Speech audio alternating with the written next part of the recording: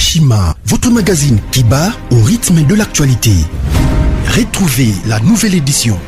Exclusivité, les hydrocarbures sont incontournables pour révolutionner l'économie nationale du Congo. Pour ce faire, Rubens Mikindo Mouima, ministre d'État des hydrocarbures, veut faire de la RDC un géant des hydrocarbures. Plusieurs projets à son actif, dans les soucis de réduire les prix des produits pétroliers à la pompe. Rubens Mikindo se déploie pour l'augmentation de la capacité de stockage dans le pays. Une année et 4 mois après sa nomination à la tête du ministère des hydrocarbures, Rubens Mikindo Mouima affiche un bilan largement positif grâce à son dynamisme, sa diplomatie et surtout son abnégation à voir la RDC compter parmi les plus grands producteurs des produits pétroliers et gaziers. Découverte, Victor Ntumba Chikela, directeur général de l'OVD, prêt à relever les défis de la reconstruction du Congo. Dossier, Eshima s'est penché sur quelques faits qualifiés notamment des mutineries et de sécession dans l'histoire politique de la RDC. Nation, plusieurs articles d'analyse. Cour constitutionnelle, Assemblée nationale, un aperçu de la situation politique dans son ensemble. Économie, budget 2021, entre prévisions réalistes et routinières reddition des comptes. Finance, United Bank of Africa, UBA, a célébré la semaine de la clientèle avec pour thème l'équipe de rêve. Payer l'impôt est un devoir civique. Barnabé Mwakadi, directeur général de la DGI, sensibilise. À lire également dans les bonus Eshima, les consultations présidentielles Fachi déboulonne. Un état des lieux du chaos, fin de la coalition FCC Cash, entre réjouissance et prudence, retrouver les coulisses stratégiques et décisionnaires d'un des plus grands tournants politiques. Focus, Sonas, Bonieme Ecofolucien, bilan des réalisations 2020. Musique, interview de la diva Barbara Kanam. Retrouvez l'intégralité du magazine Eshima dans les kiosques. Eshima Magazine, un nouveau standard d'information. Bote Nabino Balandi, abonné surtout il y a Rumeur de Kinshasa, émission Nabino Basango à Congo. Allez vraiment dans Sengo Mingi, vous allez suivre ça Itando Ike Nabino. Pour la rebête Nabino actualité Mokolo Lelo, nous sommes sur terrain pour que mon abisso wana, Zoliwana la ville province de Kinshasa, précisément na Akomini ya Gombe, place Oyo to Melbino, invité à Sika, Naniwana, c'est Papi Kamwas alias Tindika Azali Molobeli ya Fachi Nengamibenga moko ni na pesier mbote Papi Kamwasi. Ouais, mbote mopanzi sango na correctifier muke ngana mibenga molobeli ya Fachi te. Molobeli ya Fachi yemoko Fachi mutapesa nga kombo wana. Mokolo ya mbaki ngai nde mokolo apesa nga kombo wana pi bato muki babakisi kombo mususu mwana ntsuka ya Mama Marthe. Mwana ntsuka Mama Marthe. Voilà, c'est la liste aux oies. Tu appelles les kombo wana pete wala robenga ngone tsinga na émission oyo na robenga so Papi Kamwasi te robenga mwana ntsuka Papi ya Mama Marthe. Donc là message Marthe Kasalo. Mama Marthe Kasalo. Donc la robenga la kombo wana voilà ba tout moko ligne. Elle probablement tu robeta les solo il y a 12 millions oyo Assemblée nationale la bureau d'âge na ba sengi kana ba il faut 12 millions pour organiser session extraordinaire. Tu robeta les solo il y a ministère affaires étrangères chinois pour ba longoli ba dette ni sushi ba tozaki na mboka na biso. Tu robeta les solo il y a Covid-19 pour aller na kati ya makambu ya été longondo pour gérer makambu ya santé. Tu robeta les solo ya politique ya mboka Congo ndenge nini ilukamba a bien à redémissionner ceux qui partent ceux qui kako politique ne ba lobi ya redémissionner to ba solo ya union sacrée lisusu pour ezali ba lobi nini ngoika sanji na kati ya union sacrée to éviter union sacrée comme blanchiment ya kolongola bato ina ba problème moko boye ba kolongola bango ba na union sacrée ba longola ba petwa to robeta les solo yango maman la suka ya Mama Marthe nazali vraiment les secondes ya koyamba na plateau mokolo ya lelo et ça m'a plaisir makasi avant que dans l'actualité mokolo ya lelo sur la union sacrée Mboika Sanji na union sacrée oyo a vu pendant que chef de l'état na réseaux sociaux na Twitter koloba surtout la boto la lupango na lupango oyo ya mokia la ba bimisi na lupango wana aloba kebele alobi que non eli compte rendre ya Félix Tshisekedi comment la Twitter lelo yo aye union sacrée malobombo parole. Merci Mopanzi Sango, papa journaliste, on est allé bongo molobeli ya Fachi, moi nantsuka ya Mama Marthe Kasalo. Nako répondre yo boye. Union sacrée. Ezali lokola masuwa ya Noé. Eso pona mutute. Noé aza kobelela. Noé Chilombo aza kobelela. Mvula ekonoka. Batu bakokufa. Mais batu pe bakobika bakoyoka mbela ya Noé Chilombo. C'est-à-dire yaka na yo kokota. Masuwa yango nde komona ngo union sacrée. Noé alobaki teke bato moindo nde mindele bokota. Baswahili tope baluba nde bokota, non? Mokonzi ya mboka alobi ke mvula ekobeta yaka kota omibikisa. Nde omoni bato nyonso oyo bayebi ke mbela ya Noé Chilombo nde mbela ya changement. Yaka kota obika. Oboyi na yo etali yo tango mvula ekobeta yo kolela. Tata fachi tata uzibulila nzanza.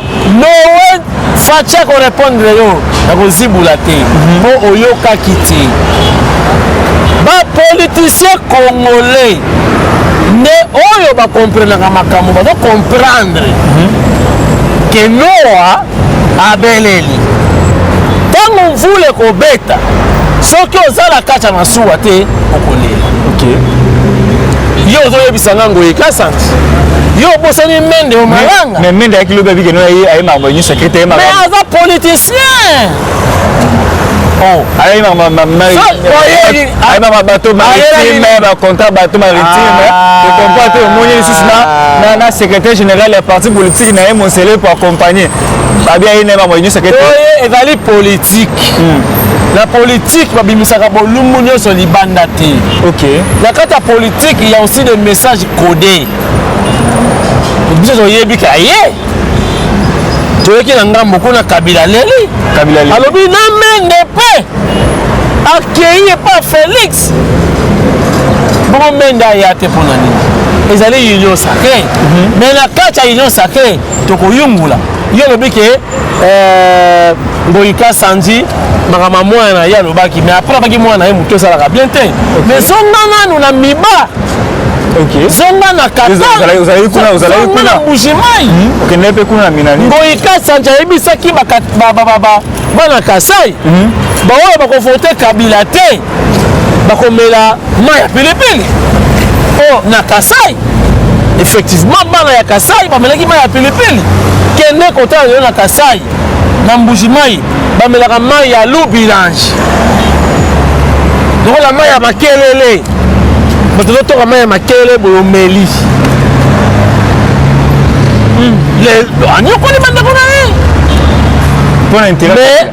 Mais lelo yo azonge pa ya papa. Papa asala nini? Apandre Ngoyika Sanji. Président Abdul Mboka pesa na maboko ya Nzambe.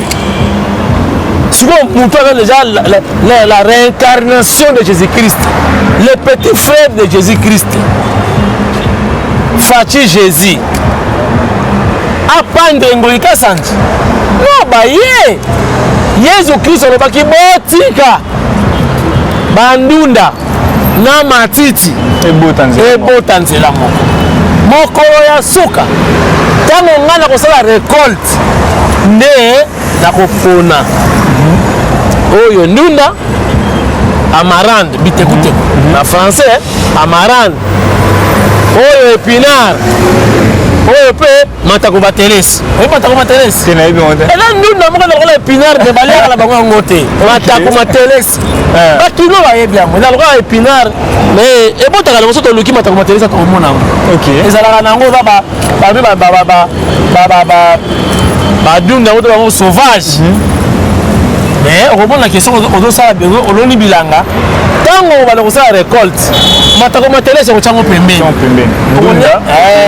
tu vas voir ça quand on t'a bana mike to la mango la épinard rappelle zei ozomona donc on va matako matele si au tie pembe pour aller ndunda o était kamarati vous comprenez donc c'est déjà bango nyonso baya union sacrée ali blanchissement te bako blanchir mutu te on allait blanchir série te il allait pressing te tu vas bouler que menda yoko yepa makambo ya rapport mapping là moi bakangi ko chez le mal ya yepa bon rapport mapping facha na kati makambo et là ce combo là combo mende dans la carte sur merci bon voilà ça y est mon konze ko céder bisota rapport mapping fachi directeur ya cabinet chef directeur asa na prison bon mende facha avec la emao awole mawata facha lobaki yango ngam na sala vidéo wana ya liboso oyo facha kende kotala famille biologique na ye eza vidéo moko exclusive unique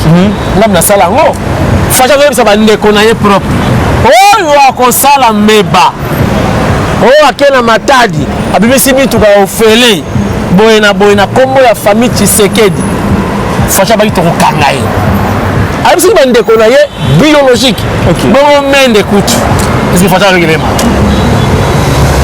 c'est que mère facha akokeli ye mawa te pour l'intérêt général pour l'intérêt de la nation yo moko kende kosamba bongo mende facha koblanchir ye na nini mende akocorrompre fachi na nini soki kutu na liste nyonso omoni ya dossier wana rapport mapping ata motu moko idepesa sa te mais babi aux alentours le chef de l'état bazala qui baza bakombo za na kati ya rapport mapping mokonza mboka alobi même na kati ya liste soki osali magui na yo ya kointervenir te c'est-à-dire oza la proche na ye oza la famille biologique na ye oza la famille politique na ye oza la master na ye okokende yo mutu heureusement na UDPS ni Kabuya ni Kabund ni Peter Kazadi ni Shabani ni nani aza na dossier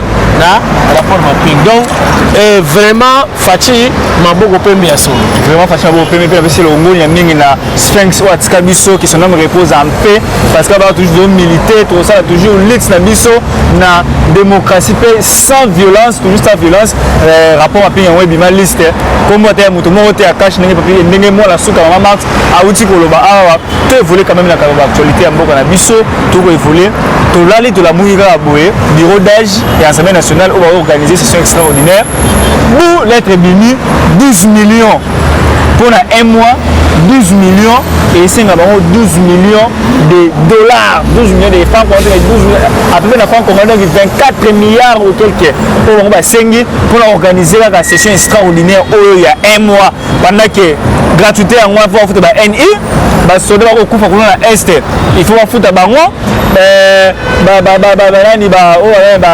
fournir fonction publique puis onatra baza ba impayé on a fait étranger CNSS ba impayé pendant 4-5 mois mais ba wasengi 12 millions na gouvernement pendant la moment crise boy na ba député ba sengi les pas na kati ba député ba sengi les pas na kati bureau d'âge de sengi ah bureau d'âge de sengi bon donc on compte à trotter parce que le bureau d'âge de sengi certainement va évaluer batali koya ya ba député tout ça je crois qu'on va discuter on va sengi je certainement on va justifier hein il est justifié non pas point bon on va négocier na tous les soki na kasike ba député ne ba sengi ils a bureau de sengi oui c'est bon négocier moi la qualité que ba député ne ba sengi donc on a ba député te ça la ligne pour le monde négocier na qualité que ba député ne ba sengi aso ba député quoi singaki non le ba député te le cannabis tous les cannabis mais moi ko ko négocier comme c'est négocier na kanisa ki atelemaka bile ku film là ngwe na kanisa ki ba député ne ba sengi on a tout négocier pas sengi le ko ba député te il a dit bureau mutu sengi c'est-à-dire il en a besoin c'est du 5 au 3 février ils attendent là il faut bayaka quand on va restaurant baliaka tout ça je crois c'est justifié ce n'est pas d'intérêt général non na lobi ngai na yebité ce qui allait justifier on non peut-être oui bi balongola kabunda de sujets comme 7 millions le bac qui nous va 7 millions pour le congrès, l'homolier. Mais le c'est 12 millions. C'est que j'ai ma boule au qui j'ai ma boule de la gestion de ma baisse à la guitare. Non, mais ma boule à ça, l'homolier, la députée, il y a FCC dans la carte. La signé pétition, allons quoi. C'est même qu'à gérer ma baisse, il n'y a pas de débat. Il n'y a pas de débat. Mais ce qui m'a 12 millions. Même ma quota, il va évaluer. Il va n'importe qui. Il va tout miner les députés. Alors, les gens la moussala et Kosara pendant temps donc du 5 au 3. Donc ça fait presque un mois pour la Robimisa. Bureau à Sika pour la Rokoïsa. Premier ministre pour la lettre, il va confirmer lettre officielle, il y a divorce. Et c'est cash. Ce qui va montrer que c'est justifiable. Que Mbongo wana et qu'on permette les bangos basa la moussala na dina un mois on a pu élever mais ce qu'on est là normalité il faut pas revoir un peu à la baisse basa la moussala na bango basa la moussala bango merci beaucoup moi je dois voler toujours l'actualité ya mboka na biso mokolo ya lelo tomoni wana apika moi si ba ko nommer informateur awa Lukwebo Bahati Lukwebo azali mwana ya FCC azali trop pendant 18 ans au Bahati mais mon connaît pas appelé suka confiance que yende adéquat à que ne ko déceler ma chute à parlement comme ça est-ce que yo peut-être Fachi Azamayeli Fachi n'est pas n'importe qui. Fachi c'est le petit frère de Jésus-Christ. Fachi dans la cas juste non même c'est la vérité. Mais Fachi Atali, à la télévision, la émission là, il y a un rappel. Oui. D'être fait de émission, il y a un lien. La Tindeli Moutouma, on t'a combattu à cause de la famille présidentielle. Pour moi, la famille présidentielle, dans le groupe WhatsApp, ok. Dans la repère, ça lié, ça. La personne, la famille, la Moutouma, à Tchoubi, la Kati. Maman Marthe, à Rotala. Fachi Béton, à Rotala. Pasteur Jacques Chilombo. Oh, avec qui parle de l'organisation culte, c'est de grâce. Oui. Dans 3 jours, il y a. Il y a veillé, il y a jeune prière. La PC Mbote, Kalaka Pessina, tout ça, il est missionnaire. Le chef de l'État, Pasteur Jacques. Donc, Chilombo, il peut à Arnold. Donc, il y a pas à côté la émission où on peut se rallier la Tindeli. C'est-à-dire, le chef de l'État a eu l'État à travers nos émissions. Donc, tu as une émission pour eux. Il y a quoi? Il y a qui est Bahati, va s'allier. Bahati, va député, il va s'allier. A réclamé pour eux. Il va s'allier. AFDC Moussoussou, Baché, Maman, Nkoulou, Néné. Idéologie, il y a peur de manger la bango ya moi. Donc, ça parti, Moussoussou, Lisango 1, Lisango 2, de mon ya moi. Mais le chef de l'État savait que Bahati avait totalement raison. Mais le chef de l'État, à ce temps-là, il a chef de l'État, moyen d'intervenir, ça l'a dit. Non, mais tant que il y a Bahati. Comme le chef de l'État, le chef de l'État va confirmer le constitutionnel. Bahati Lukwebo a sengi que non, nakati ya longue FCC, a dit que non longue na FCC parce que on a juste été pour nous nommer comme membre de la candidat CENI, il y a Sénat. OK. Voilà. Ngai faut la place on est au longue FCC. Je me trompe dans le moment on a peut-être le chef de l'État après qu'on intervenir na noté. Mais azela qui moment sur na bosani, excusez-moi, na azela qui moment opportun. Ndi siko azongi saye, na ba droit na ye. Net siko na la résister, na la désister la nomination là comme informateur. Pourquoi chef de l'État a été informateur? Pourquoi?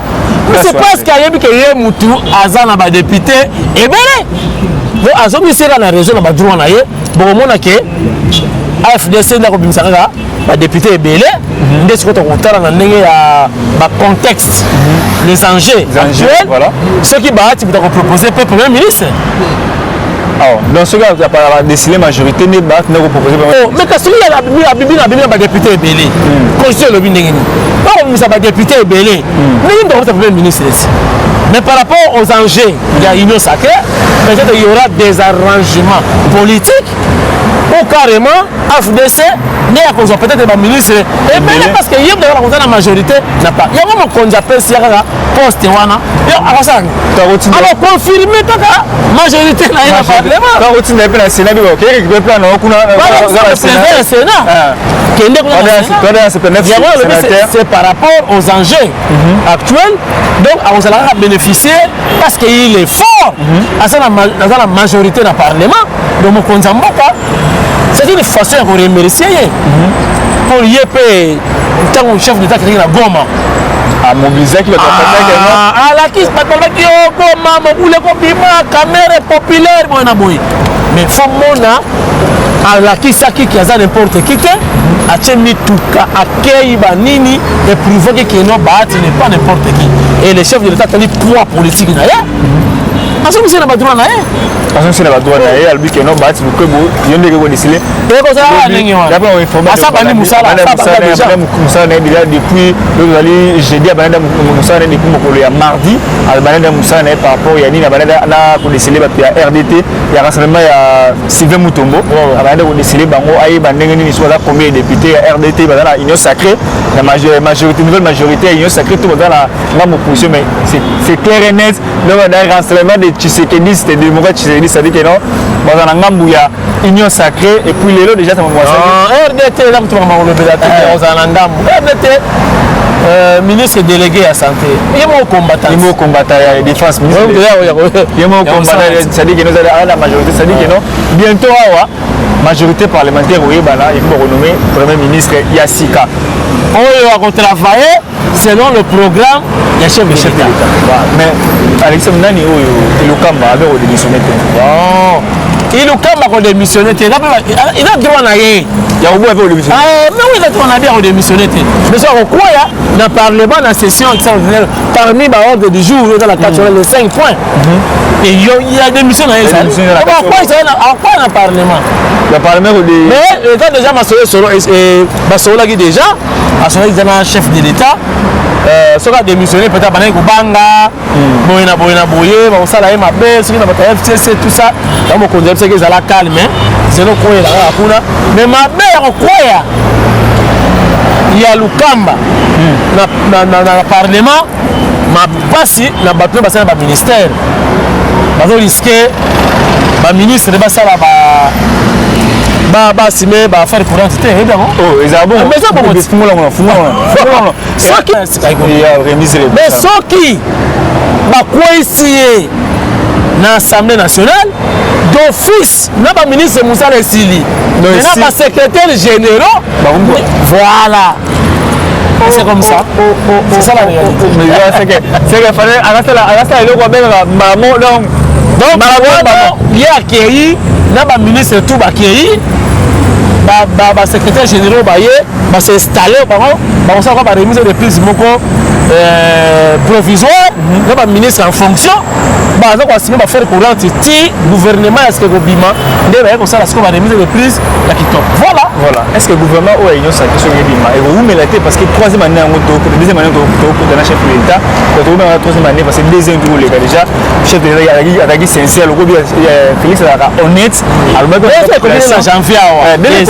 janvier donc 3 ans et tikali est-ce que le gouvernement vous mettez que le FCC cash c'est là que 7 mois pour ça le gouvernement on a les FCC cash parce que l'union sacrée parce que comme belé le monde qui au mois tanani Jonathan Bialusuka wata amoaki union sacrée abengi singi pour loi wa traître lobby akota union sacrée voilà gouvernement pour bima et vous mettez au matin belé non parce qu'il y a déjà de pour parler c'est la psycho informatique dans la musala mbangu babimisa vrai majorité dans le parlement et puis gouvernement où melate pour bima te ali penser qui ne doit pas que donc on a mutu comme des chauffeurs OK vous on a quoi on a belle comment à gauche on a droite mais quand on est président de la République moko il y a ma négociation de société oh to que na mbwela longe pas ya epa ya Gonda o toke Kingakati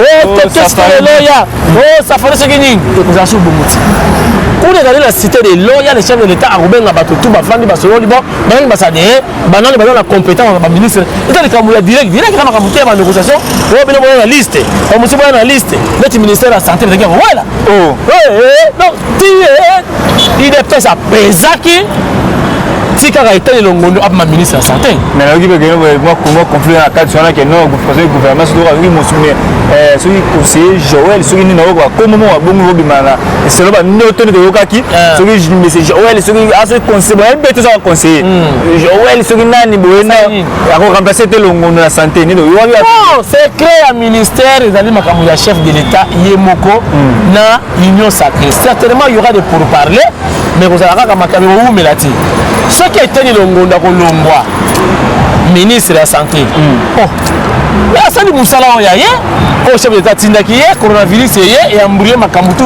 mondial akozonga na base aza secrétaire général adjoint ya idps chargé ya finance ayiba mbongo ta pema na idps ata détournement moko esalama te donc akozonga na ye nayebi ke baposte eza ebele chef d'état akotinda ata ambassadeur na États-Unis pour aller aux États-Unis akotinda akotia ata mandataire PDG na entreprise pour entreprise ya kokabula na Kabila siko esili ambassadeur tu nyonso facha azwi mais matanga bano tindika kena onatra voilà, on a la compétence, vous avez la politologue. Voilà. Tokei, côté la bankara na côté na loki ba conseiller. Voilà. Donc maka côté longondo a perdre rien. Même attends le ministre de la santé, chef de l'état, azutu ndo la muka. Matumulu. Alomé la banque. Batini la banque, batumulu zo muno kwa kanga, akoma tondolo zo muno kwa kunga na mabele. Ata ba fayu luka boye frère Martin. Steve qui va d'abord là pour hygiène. Mais comment yango na zonga muke na makamwa ino sakelo ba pesa koya. Mais bazo ya pourquoi? Fatima na fongola ya bomengo. Fatima na signature. Ma comprendre on est sur le oh, mais ma comprendre ba menge baye. Baye pourquoi? Yende muto na signature. Muto ko sabino te. Kabila n'a plus le droit de nommer, n'a plus le pouvoir de nommer ou de révoquer même un sergent. La minute. Libella ou la minute. OK. Libella. Devant la minute, c'est libella pour la Kabila n'a plus, Kabila n'a plus le droit de nommer quelqu'un ou de révoquer quelqu'un dans ce pays. C'est fini pour lui. Ata la garde, il va passer à Kenya la Gaye. Ata la droit au long de été. Pour la été. Voilà l'état. Voilà. Donc, à comment on a mais c'est tout le monde. Au conseil ambassadeur, Babi directement autonomé à l'école de guerre de Kinshasa. Azalaki directeur, il y a finance, il y a bien que Koufi, il y a directeur finance, il y a d'un coup d'un club colonel, la commission générale. Voilà, on a rencontré la. Bon, on a fanatique. On a fait un Konzamboka. Mais on a dénoncé un mot. On a loqué comme moi général, on a Boukel. Boukel a été. Mais si on est général, il faut bailler bayo. Parce que moi, les terres, nous les gibal, la motopam. On va la motopam. Ok. Non, ni ministre. Mais tu as un papier à poisson. On a un papier à moi, si chroniqueur de musique, quelqu'un qui m'a levé, on a une mission, ça va signer les caires. Confiance doit signer les caires, après ça va faire l'émission. Oh. Dans ça, l'émission a signé les caires. Ok. Donc, Kofi a signé les caires, donc, mettez mission. Donc, bon, mettez dans Google Papi Kamwasi. On commande, attends, on a ma faute. Google a corrigé, et pas émission que non, on a un parcours dans la Mobimba. Général, on a bêti comment dans Google. Google est bêti. On est comme pasteur, on a bon marché, et bimé, après ça, comment on a. Oh, attends, sous pasteur? Non, pasteur, mon pasteur, mon comment on a. Oh, mais ça, on a cocaïne. Donc, Google va reconnaître le pasteur, on va reconnaître le général, on va nommé par Fachi. On a dénoncé qu'il y a une émission. Nangola pe salama. Dos Santos à moment général moko akufa. C'est-à-dire il y a des listes peut-être proches mais suivi mais c'est un danger. C'est un danger. Nommé Moutou ba nommé ba boye. Nzimwaka. Donc vous consommez dans bakambu ebele. Donc la possibilité pèse à la kaya bon, pour ne pas dire qu'on roule mais et hier pour passer l'explication déjà bona boye ba nommé. Tout le monde boye Nzimwaka. Même au Konzamboka encore révoqué. Comment révoquer? Il y a une signature. On a Bic Rouge. Bic Rouge était pour sanctionner. Bic Rouge est pour la correction. Au cause on appelle 10 sur 10 quand la Bic Rouge. Au cause on appelle 0 sur 10 quand la Bic Rouge. On me phrase ma belle. Donc voilà, donc il est où elle est, notre sentinelle, le chef de l'État. Donc elle est le Koya, mais à corriger parce qu'il y a la Bic Rouge. Donc, Bobangate, ils ont gravité, chef de l'État, sur réellement. Ils ont bongo, Barotala. Ce qui est appelé bongoté, Mokonzamboka, à moment que non, bisous la faute, il y a un général avec les cabissos, donc on continue à ça. Tout le monde les réseaux sociaux, il paraît général John Chimbango a combien de milliards. Ils ont des informations si on a habité sur les airs, et les Camerounais sont donnés. Na habité, na ina kono baté les Camerounais na habité. Les Camerounais na habité, cher internaute, na kono bayangoti. John Chimbango na habité na ba compétence, soit comme il a des milliards, ma bezate, on est là comme ma sécurité à Mokonzamboka. Renseignement militaire. Kuna PV la Ngwizani aza kuna foreman fore Ngwizani grand prêtre ya la kuna la demiat o ya Sarma à l'époque voilà to na batu kuna donc ceux qui a commis kuna félicitations mais question est pourquoi tout le monde a solo ya mamba solo la général après général tu vas couper il a combattre le régime par rapport à mamba au ça la est mamba biso so batindi kuna mabete bien parce que kuna kama renseignement militaire pour la sécurité mingi ya chef de l'État so batindi kuna il est compétent à rejouer rôle naie positivement ils a mabete ils a malamu voilà tout que j'étais awa coronavirus na Kinshasa lelo va côté couvre-feu par but des résultats il y a union sacrée première décision couvre-feu 21h 6/5e mais le peut on néglige on couvre-feu en haut apparemment pour présenter na pourquoi policier amendement exacté la couche va tanguer couvre-feu amende exacté on a cela va négliger na bango pour la minute à 22h 23h normalement va rouler na bango sans pour autant c'est pas inquiété était le ministre de la santé ministre ya ndoto kolongono ya autaki États-Unis qui a checké tout le monde la vidéo ba image a checké année négative à coronate mais c'est pas que moi c'est pas une négligence à bongo na couvre-feu ya boka na biso na Kinshasa na biso toza na Congo papa journaliste négligence ezali mondiale coronavirus ya embrouillé bato ebele exactement bikena ba policier bazo négliger parce que bikena amende des até non bato bakelingi bazaliti mais pendant qu'on a été en prison, na la police. Ndeko na ngamba ko bakanga ki ye na mutu, ye na mutuka. La police na jeep. Ba ebisier apesi ba raison o esali ke erelekaki. Je vous dis ba accompagner ye, ba libi yo liboso, biso na sima ke nyo la sabison ndako na yo. Jeep et accompagné de Corona Tina ndako na ya klaxonner, madame aya fongoli, a côté la police a tourné. Voilà.